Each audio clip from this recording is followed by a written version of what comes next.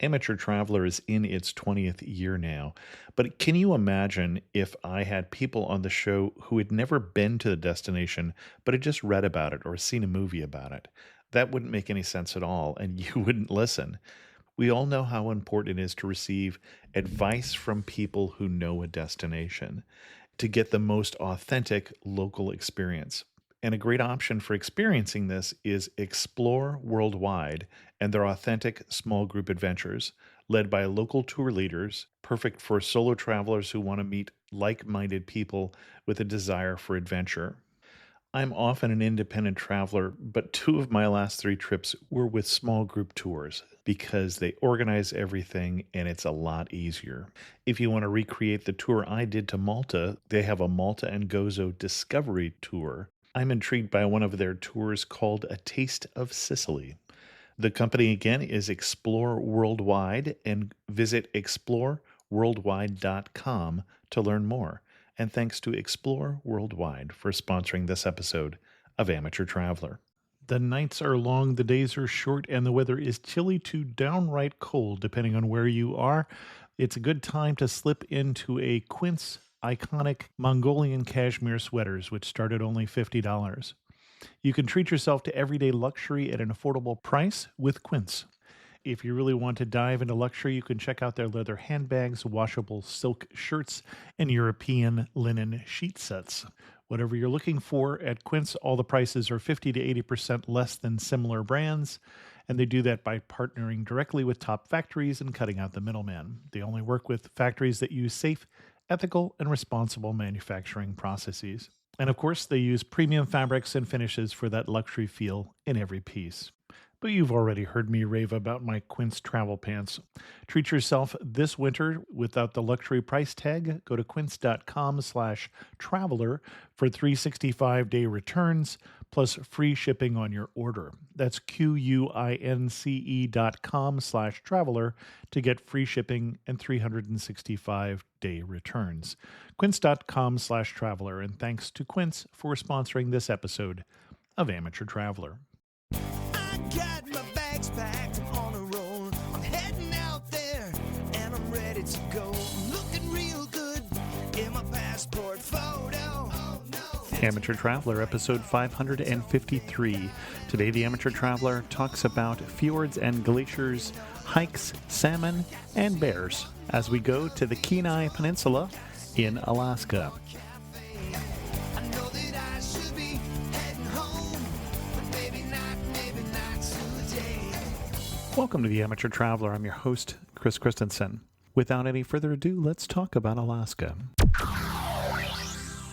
I'd like to welcome to the show Mareth Griffith, who is a tour guide from the Seward area of Alaska and has come to talk to us about the Kenai Peninsula in Alaska. Mareth, welcome to the show. Thank you. It's very nice to be here. And I should say that Mareth and I have met in person, although not in Alaska. We actually met on the recent uncruise that I did in Baja, where Mareth was one of our exploration leaders. And so you're probably right now, if you're in the enhanced version, looking at a picture of her in a kayak. So, Mareth, where is the Kenai Peninsula, first of all? Let's put it on a map for people. If you're picturing Alaska in your head, and you can see the southern coastline just along the Pacific, right in the middle of that, you'll have Anchorage.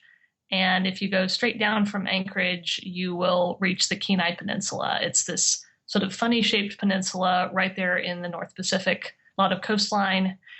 It is about the size of maybe Maryland and a half, to give you an idea in U.S. state terms what the area is. Did not realize it was that large.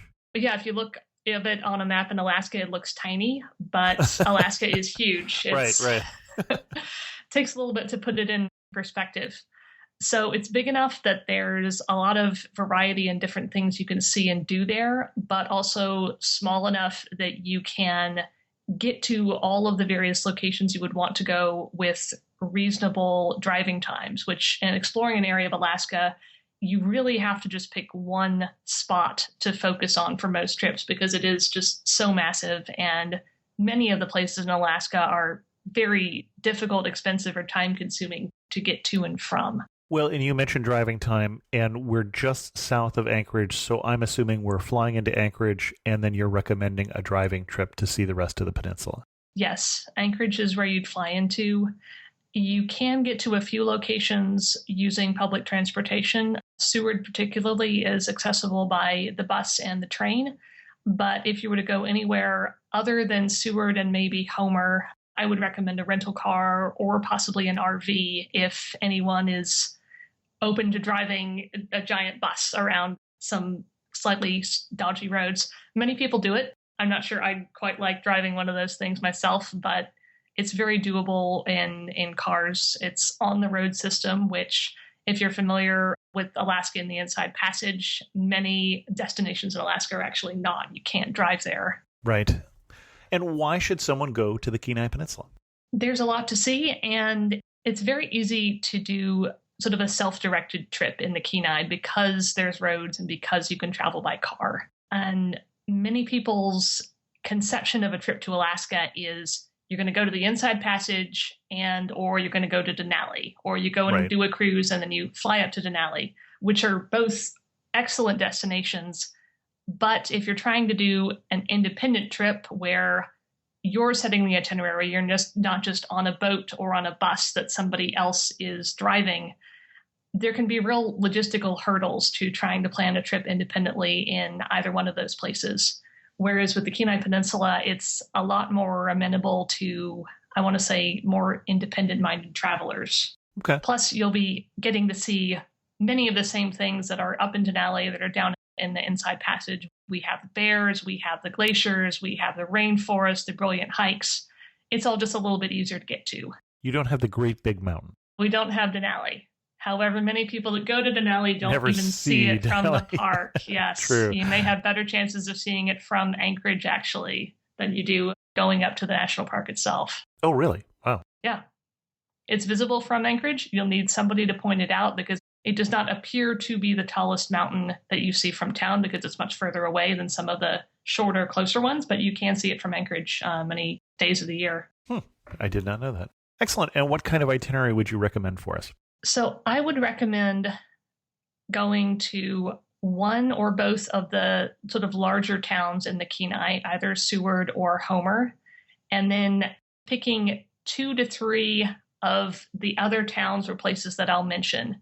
There's a lot to do in the Kenai, and I would recommend or steer people towards putting together a trip based on what their particular interests are. For example, if you want to do a trip that's based around fishing, you're going to want to go to different places as opposed to doing a trip based around hiking or wildlife viewing. There'll be some changes in the itinerary you want to make.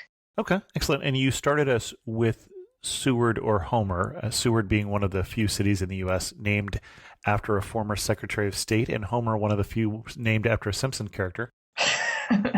Exactly. Or possibly not with that second one. I could be making that up, but... You could be making that up. I'm not actually sure who Homer was named after. Well, I'll figure that out while you're describing why we would choose one versus the other. Both Seward and Homer are larger tourism destinations in the Kenai. They're both on the water. Seward, I would say I'm a little bit biased. I do live there. But I would say that Seward arguably has better access to the places that you want to visit, better scenery and marine wildlife very close to town. Homer arguably has the better weather. Ah, okay. And better meaning less rain, less overcast? Better meaning less rain and slightly better marine water conditions. Homer is facing the Cook Inlet is where it ends up Kachemak Bay, and the water there can be a little bit more protected than outside of Seward. Seward is in Resurrection Bay, but once you leave the bay, you're right out in the Gulf of Alaska, which means 2 things. It means more access to marine wildlife like humpbacks and orcas, also potentially more swell and sea state getting out there to see those animals. And you say they're tourist areas, so if I wanted to go down even just on my own and drive in, there are local operators that could hook me up with various activities like, it sounds like, whale watching, fishing trips, kayaking, and those sort of things as well? Absolutely. For Seward, the 3 main things that I would recommend for a visit to Seward would be, first of all, getting out on the water, doing some sort of marine or wildlife cruise. There's a number of operators that do these, mostly sort of the standard day boats, big, maybe 100 to 150 passenger tour boat that goes out into Resurrection Bay. And you can do a tour that just stays in the bay. Those are about 3 to 4 hours. You'll be seeing some scenery, some wildlife, probably puffins, sea lions, occasionally whales. You'll get a distant look at a glacier. But I would really recommend doing one of the longer tours, 7 to 8 hours in a boat that leaves Resurrection Bay and goes out into Kenai Fjords National Park. Okay. And the benefit of doing the longer tour is that you'll get away from the sort of small fleet of fishing vessels that is zipping around the bay all the time in the summer, get out into more of a wilderness area.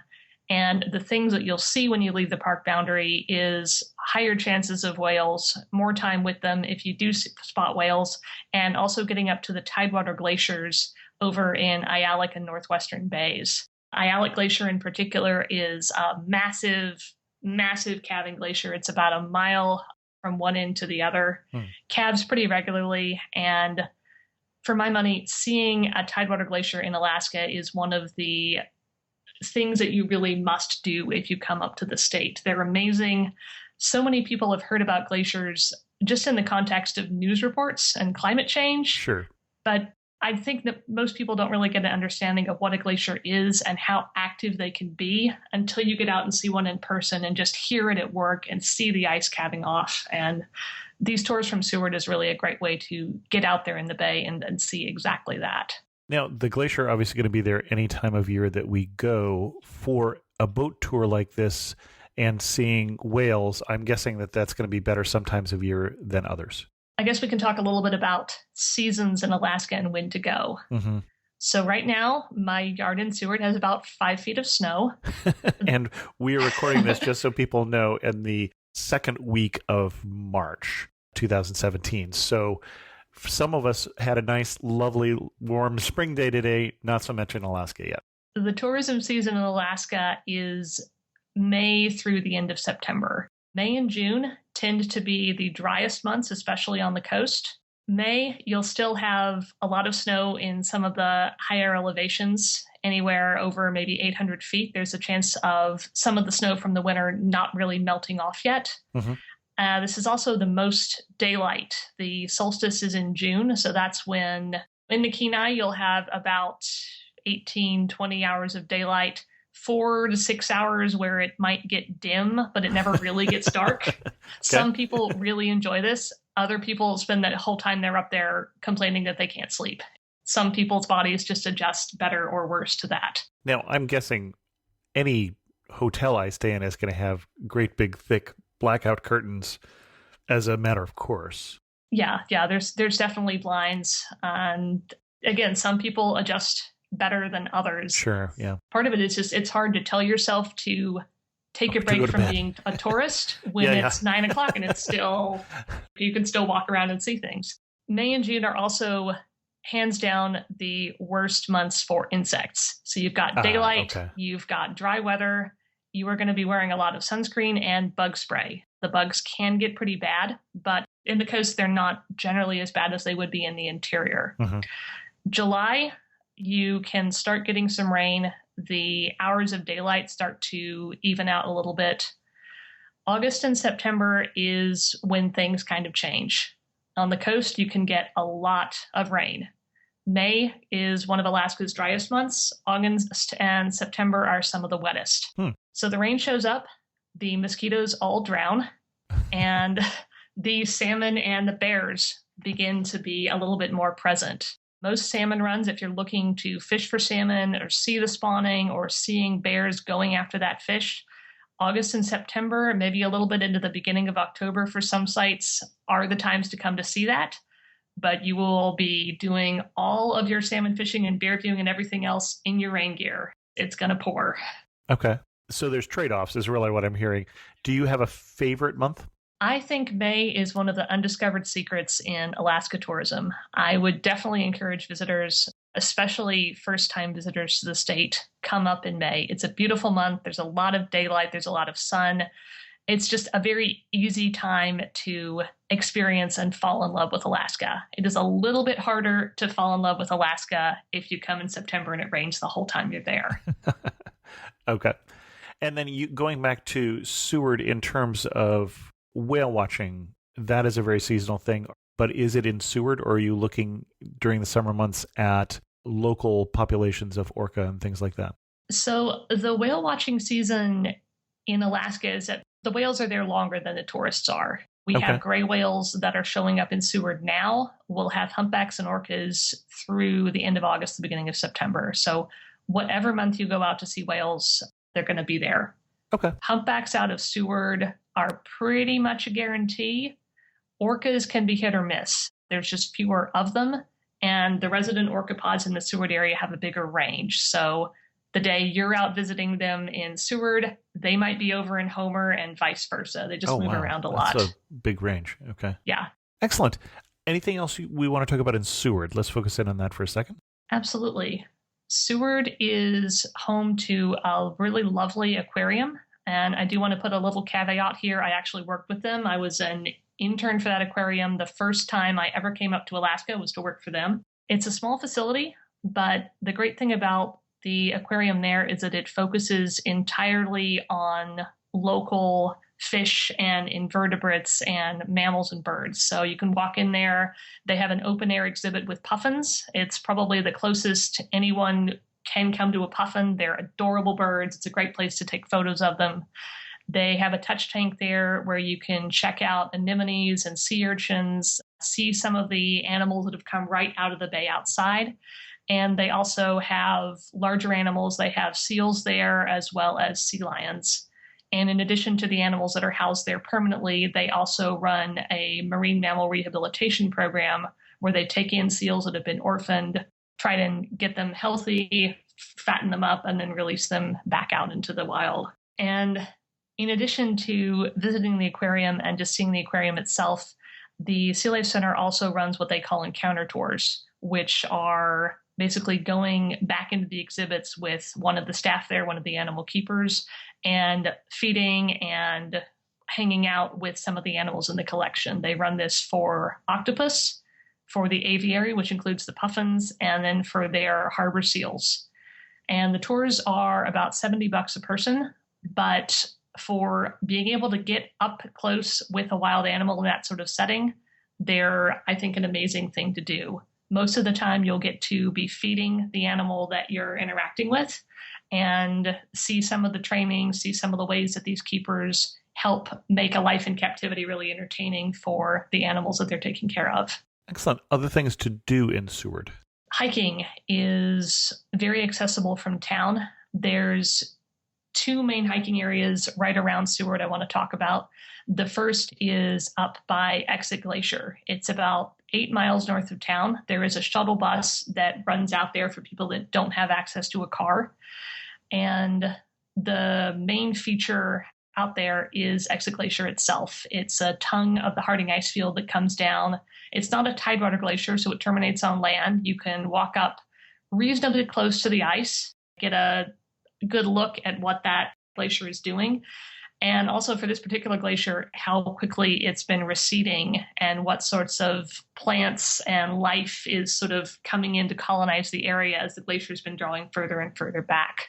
And there's 2 hikes in the area that will sort of give you a view of the glacier. The first is a very easy, about 1.5 miles gravel loop going up the outwash plain. There's interpretive signs. There's boardwalks in areas, bridges, very easy hike. Anybody could very easily do this. That goes right up towards the glacier. You can kind of feel the cold air coming off the ice, see the front of it. The more strenuous trail would be the Harding Icefield Trail, which leaves right behind the visitor center there and basically goes straight up the side of the hill to a point where you can look over not only all of Exit Glacier, but you can actually see the Harding Icefield itself.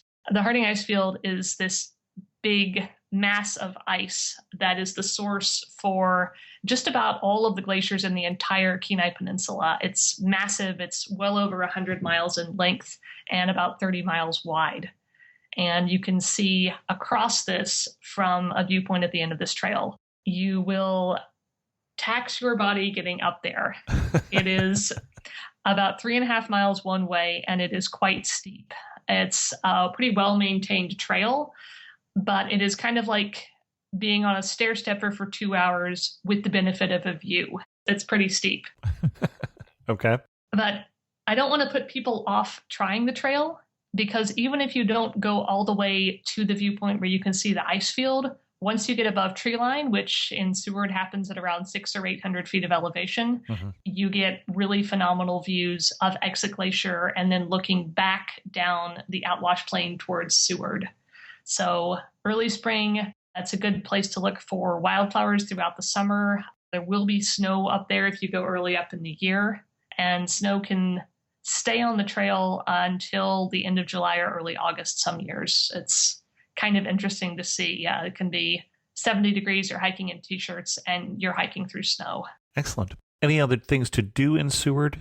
There's one other trail I can talk about, and this would be at the southern end of town. And there's 2 ways to access this trail network. This is an area called Canes Head State Park. Side note, state parks are amazing. They don't get enough press in national sort of tourism guides, but they can be real phenomenal gems, and this is one of them. There's 2 ways to access the trails here. The first is a short hike from a place called Lowell Point. It's about 2 miles down a dirt road from Seward. There's parking there. It's about, I'd say, a 2-mile trail out to a place called Tonsina Creek, which is a salmon stream late in the summer. So it's a place where you can go and see fish swimming up the river, look for bears that might be hanging out, getting a meal there, and a really lovely beach as well. And also some earthquake trees, which are preserved trees, remnants from the 1964 earthquake that actually dropped the level of the land there so much that trees were sucking up salt water in their root systems and basically pickled themselves before they died. It's sort of a remnant forest of all of these dead, preserved trunks. Interesting. I haven't heard of that phenomena, and I live in earthquake country, but I guess we don't have that kind of vertical shift where I live. It's more of a horizontal. Interesting. And then in terms of Seward, before we leave it, other recommendations in terms of places to eat or places to stay? Definitely recommendations for places to eat. I figured you might have one or two. There are 2 very nice seafood restaurants right in the Seward Boat Harbor, Ray's and Chinook's. They both overlook the boat harbor, fantastic seafood, and also a fantastic view. So you can be sitting there eating your king crab, and you look out the window, and there's sea otter sitting there eating his crab. It's just a fantastic spot. Okay. Sounded like a place we ought to get a Chinook salmon instead of a crab, but yeah, all the seafood there is very good. And it's including the things that the locals might actually throw back. If you're fishing out here, rockfish is kind of the fish that the fishermen that live around here, they'll throw it back. It's not really something they want. It's actually delicious. Don't be turned away by the fish that doesn't necessarily have the star power of, say, the salmon or the halibut. It's all really good. Excellent. Well, we've got to keep moving, so shall we go do what there is to do in Homer and then talk about some of the other destinations you wanted to mention? Absolutely. To start with, Homer is on the opposite side of the Kenai Peninsula from Seward. If you're driving directly from Anchorage, it's probably about 4.5 hours getting down there. And it is famous for being the so-called end of the road for the U.S. highway system. And I think a lot of people end up in Homer precisely because there is nowhere further you can go. It is literally the end of the line. And it is not, as I've learned, named after a Simpsons character. You might be surprised, but it is named after someone who was in the gold mining business in the 1800s. All right. A little bit of local history. Thank you. So things to do in Homer. Homer has a reputation as sort of a burgeoning arts community in the Kenai Peninsula. So there's a lot of galleries. There's a number of visitor centers and small museums. The Pratt Museum is particularly good if anybody is interested in looking into some of that gold mining history, some of the native Alaskan history of the area as well. That's a lovely place to stop by. And it also has the Homer Spit, which is basically a 7-mile long sandbar that sticks out into the middle of the Cook Inlet. It's really fascinating. People look at this thing and think that has got to be man-made. There is no way that nature would just put something this long and this straight and this skinny in the middle of this body of water for no particular reason. But it is actually a natural construction, something about how the currents deposit sand in that area. And the Homer Spit is where a lot of the tour operators, the small boat harbor, anything marine related would be based out of there. Well, and it looks like it is technically the end of the road. End of the end of the road. Other things to do in Homer. Homer has, just across the Cook Inlet is Kachemak Bay State Park, which is a state park you cannot drive to. There's no roads going to it, so you would be getting over there by a small boat, generally locally known as water taxis. There are a couple of communities on that side of the inlet, Halibut Cove and Seldovia. They're basically roadless towns. Everything's boardwalked, gravel path. There are also a little bit of artist communities, a lot of bed and breakfasts, some very well-respected local restaurants over in both of those areas, and also a network of trails. So a day that you could put together leaving from Homer, going over to that side of the bay, would be taking a water taxi over, hiking out to another glacier outwatch plain. There are glaciers outside of Homer. You just can't get to them by boat. You have to hike in a little bit to see them, but they are hidden away back there. You can also kayak on that side of the bay. There's a number of remote lodgings over there that will put people up. And these range anywhere from hostel-style places where the guy that drives you over in the boat is also going to be fixing your dinner and, cleaning up the cabins, to real destination lodges like the Tutka Bay Wilderness Lodge, where the activities that they run include a cooking class with a cordon bleu trained chef, that sort of thing. Okay. And that one, I'm guessing we have to plan in advance to get in during the busy season. Is that true with all the places over there, or? With some places, yes, like with Tutka Bay, I would guess you'd probably need to plan that pretty well in advance. But with a lot of the other accommodations, no, I would say a week ahead of time, probably. I wouldn't necessarily want to show up in Homer and not have a place to stay. Mm-hmm. The more remote an area you're looking at, the more you're going to want to plan things ahead of time to make sure that you've got a spot where you want to sleep that night. Okay. Now, I'm guessing that occasionally there will be weather issues that will keep me from taking one of the water taxis across to wherever I am planning on staying on the other side of the area. That can occasionally be an issue. However, with Homer being in the Cook Inlet in the Kachemak Bay, it's actually a little bit more protected than you would think. Okay. Generally speaking, the water taxis are able to safely run in most conditions, and many of them do have contingency plans if, for whatever reason, the weather means that it's not safe to get over or get back. If you are staying at sort of a destination place and you know that there might be a tight time frame either getting or leaving, I would recommend maybe a night in Homer at the beginning or end of a trip like that, just in case there's weather issues. But honestly, the boat traffic back and forth can actually be a little bit more reliable than fly-in lodges, which can also be affected by weather. Sure. And are also something I want to talk about in relation to Homer. If you want to do any sort of specific bear viewing while you're touring around the Kenai, Homer is your departure city for that. And that's because one of the prime bear viewing locations in Alaska would be across from Homer on the other side of the Cook Inlet in places like the Katmai Coast or Lake Clark. Okay. You may not have heard of the Katmai Coast, but I'm sure a lot of your listeners have heard of Brooks Lodge, and that would be where that location is. That's the brown bears eating salmon right from the waterfall. The salmon basically jumping right into the bears' mouths at times. Okay.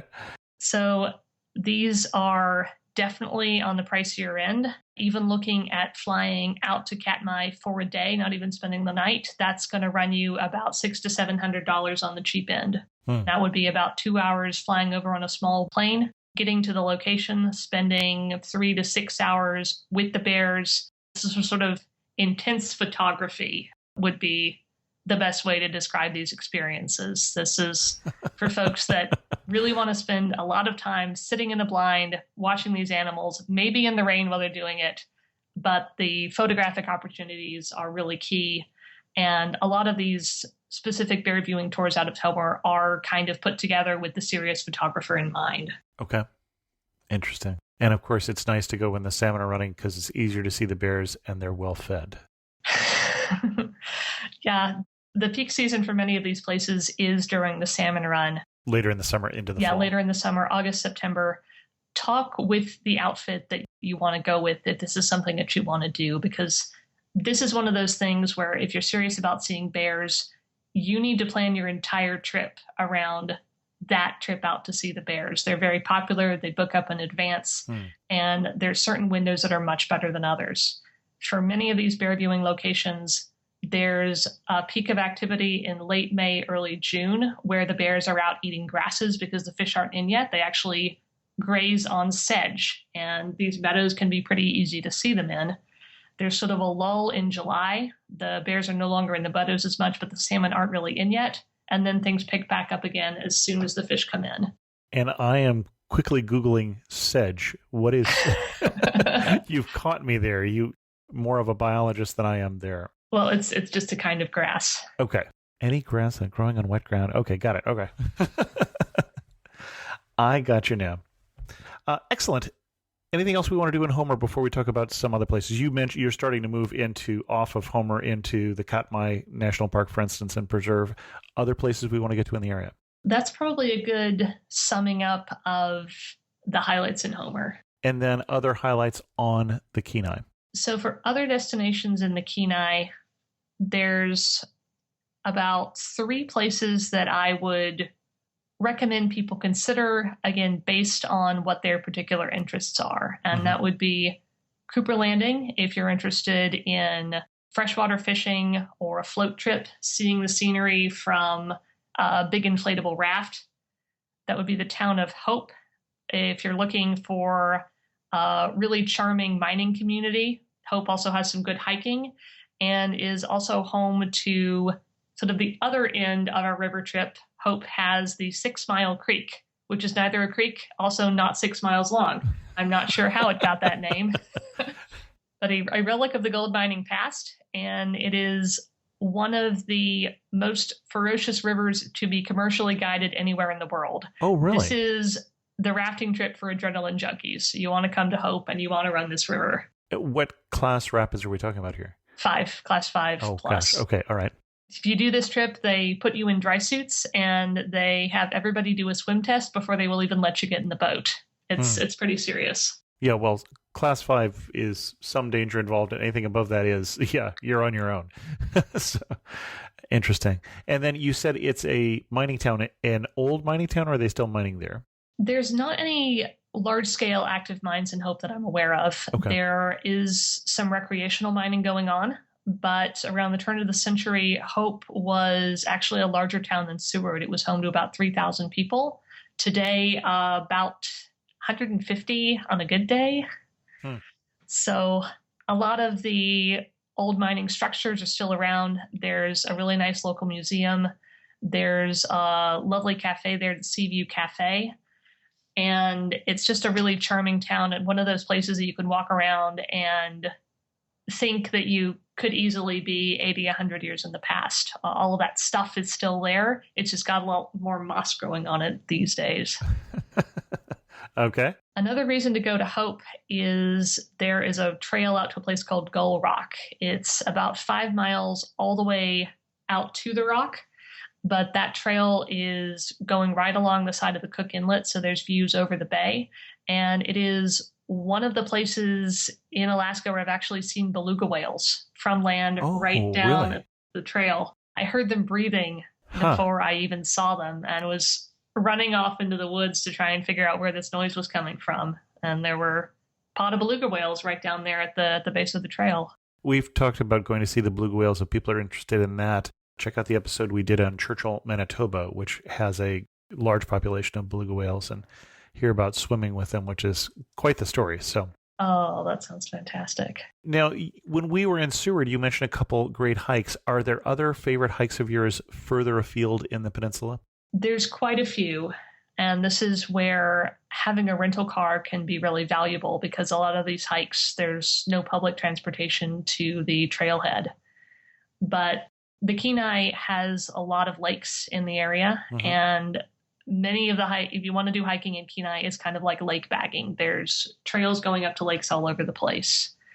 Lost Lake is a very nice one. The trailhead starts about 8 miles out of Seward. You can also access the other end of the trail from a place called Primrose, about 15 miles north of Seward. And most of that hike is above tree line, so it's a lovely place for wildflowers later on in the year. And you say later on in the year, wildflowers are a fall thing? Well, later on in the season, I guess. Later on in the season. Okay, I was going to say, I was thinking of wildflowers as a spring thing, so you were throwing me there for a second. Excellent. Any other hikes you want to mention while we're at it?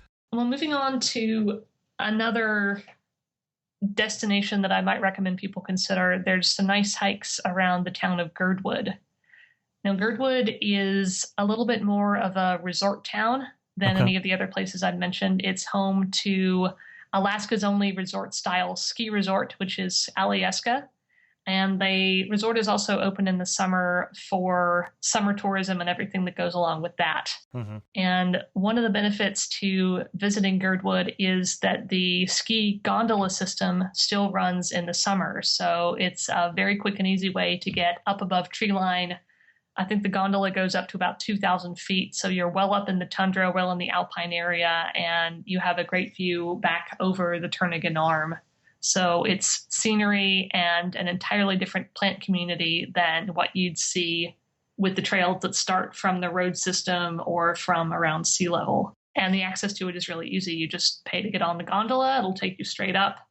There's also a restaurant up at the top there. There's some signposted hiking trails that's open enough that you can pretty much just wander around up there pretty easily. And there's a small museum. Okay. You can also hike directly from the town of Girdwood from the resort itself. The trail is called the North Face Trail.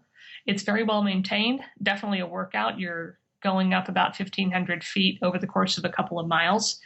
But the good thing is if you hike up the North Face Trail to the platform where the gondola unloads people, you can actually ride the gondola back down for free. You only pay to go up. Okay. I've been in other places like that. In Banff, for instance, I think has a similar system. I always liked that to reward those people who are a little more adventurous.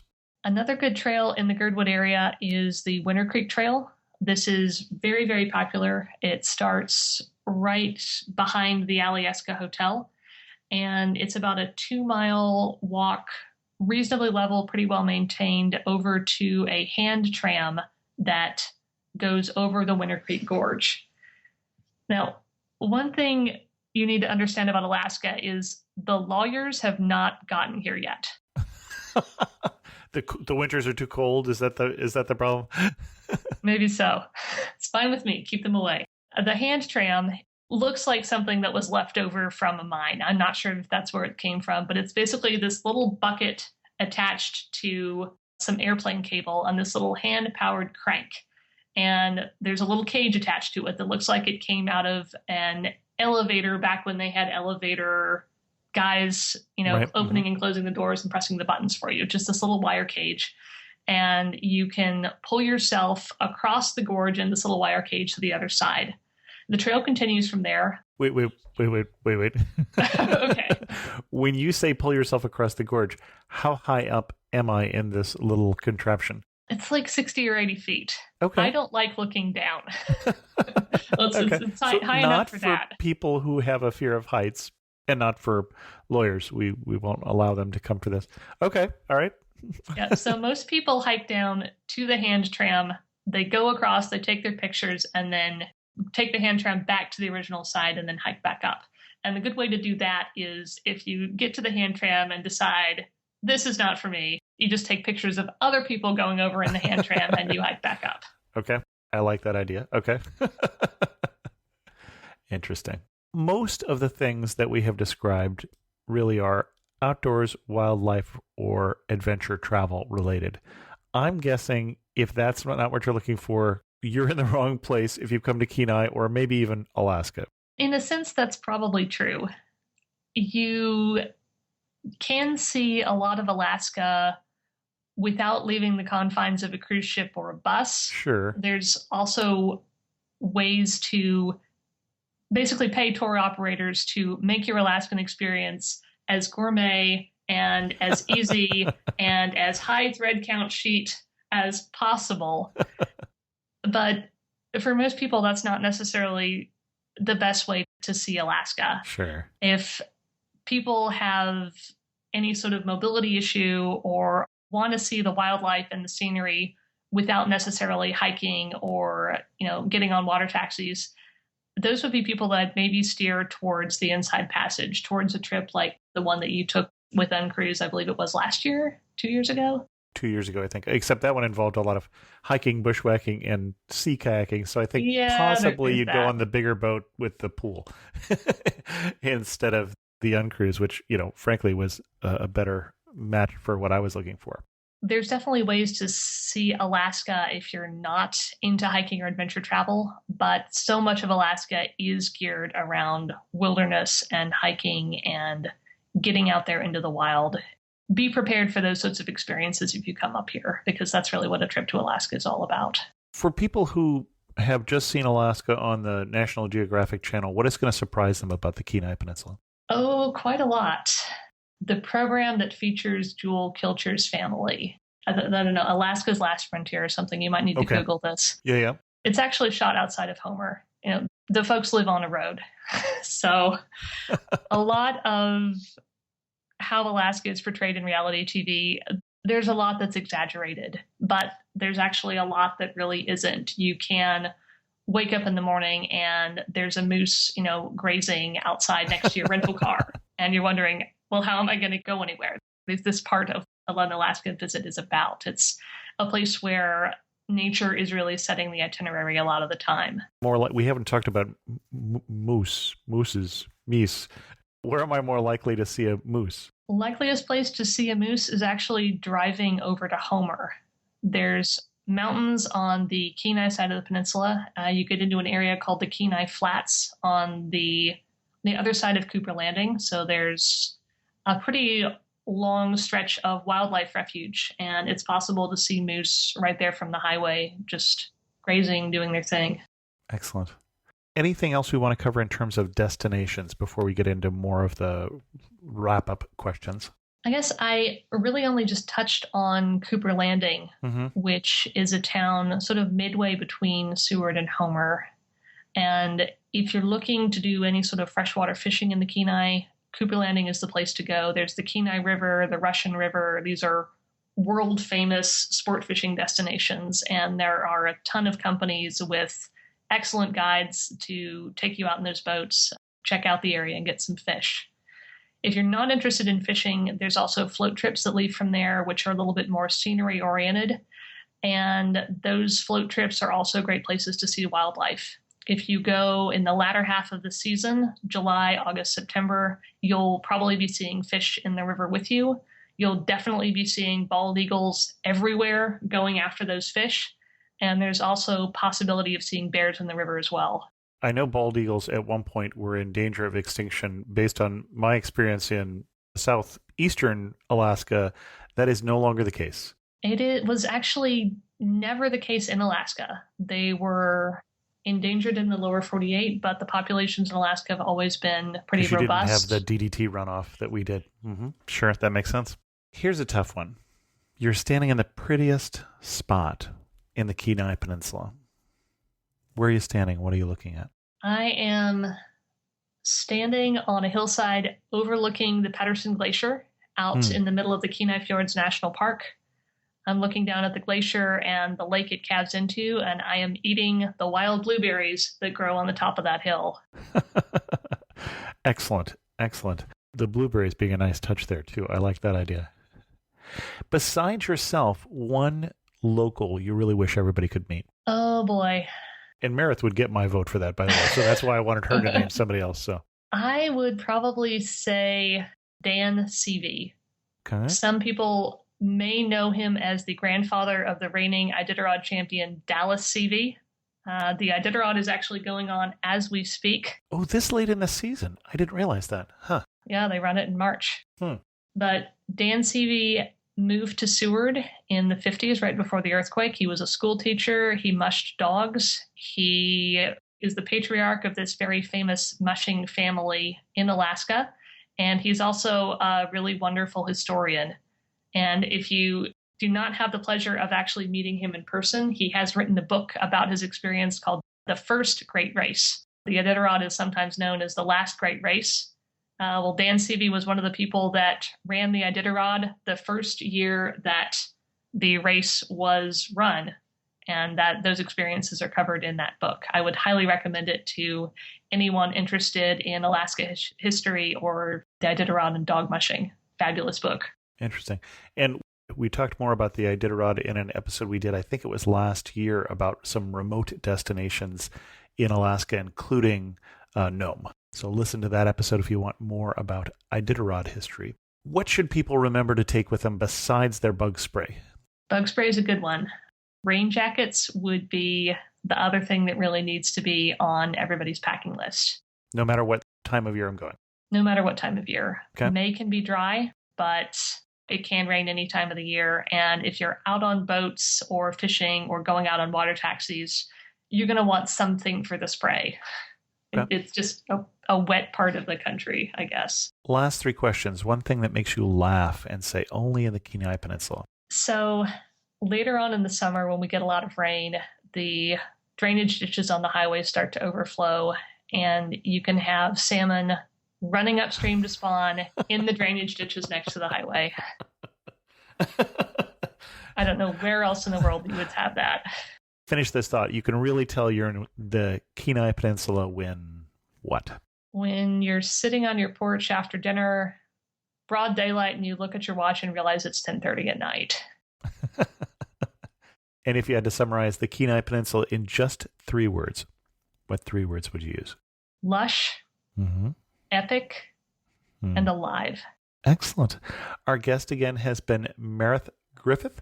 And Mareth, you don't have a website, so I'm guessing the usual story I ask about where you've written about the Kenai is not applicable. Not really. I am actually published in a tiny book of local Seward history that's coming out in the next couple of months. I don't know if you want to plug that. Sure. So the book is Seward Unleashed Volume 2, and I have an essay of mine in there that describes my first summer working in Seward as a tour guide and a few of the things I learned during that process. What kind of things did you learn being a tour guide in Seward? I learned that a lot of being a successful tour guide isn't necessarily the things you hope to see on any given tour, but it's being appreciative of whatever happens to show up. Sure. Because sometimes what shows up is far and beyond what you'd actually expected to find. Well, and wildlife has a tendency to be wild and not as predictable as some tourists might like. No, they're terrible to schedule. They never show up on time. But sometimes you end up with that unexpected experience, as the cruise we were on in Baja, where we were amazed by a pod of 300 dolphins, and then an hour later we found ourselves in a pod of 2,000 to 3,000 dolphins, and you just never could have predicted that. Absolutely. Excellent. Well, Mareth, thank you so much for coming on the Amateur Traveler and sharing with us your love for Alaska and for the Kenai Peninsula. Thank you so much. It's been lovely to be invited on your show. In news of the community, I heard this week from Ernest, who said, just heard your podcast on Zambia. Loved it. You have one opportunity to take on African safari. Which country or countries would you go to and when? Tough to say. I think there are arguments for a number of countries. Tanzania is the only sub-Saharan country that I have been to, and we're talking safari, we're talking sub-Saharan. And so it's got a closeness in my heart, and certainly Ngorongoro Crater and the Serengeti, which is there on the border between Tanzania and Kenya, are world-class destinations. But it might be that there's particular animals you want to see. If you want to see lemurs, then you want to go to Madagascar. If you want to see mountain gorillas, Uganda or Rwanda. We've done shows on all of those different places. Or if you want to do that and wine tasting, maybe it's South Africa. So it really depends a little bit on what you're looking for. I heard from Clemente, who left an iTunes review, and thanks so much for that. That helps people find the show. It says, this is my first iTunes review, and this podcast is well deserving of the honor. Brilliant travel podcast for binge listeners. I listened to one of the UNESCO World Heritage Site episodes and discovered I had visited more than one UNESCO site without even knowing it. So I did some research and found out that I have been to at least 40. That blew my mind, and all thanks to the Amateur Traveler. Also, episode number 290 on the Azores was rather special because I'm from the Azores, and Janine Barone's best day in the Azores happens to be the same as mine. The trek down from the Serra to Faja de Caldera de Santo Cristo on the island of São Jorge is one of the most beautiful places on the planet. Calderia, as the locals call it, happens to be my father's village. I was baptized in Calderia, and that hike down the mountain, through the valley, between the pastures, past old abandoned houses that used to belong to my ancestors, and down to the Faja by the ocean is breathtaking. I was walking it with my brother, and he turned to me and said, "You know what this is, don't you? This is the Shire." And I agreed. The Shire exists on Earth, and it's on the island of São Jorge in the Azores. Love the podcast. And please excuse my pronunciation of all the place names there, but thanks so much, Clemente, for the review. With that, we're going to end this episode of Amateur Traveler. If you have any questions, send an email to host@amateurtraveler.com, or better yet, leave a comment on this episode at amateurtraveler.com or a review in iTunes. Links on how to do that, as well as links of everything we talked about in this show, are in the lyrics of this episode, as well as in the show notes on the website. And thanks so much for listening.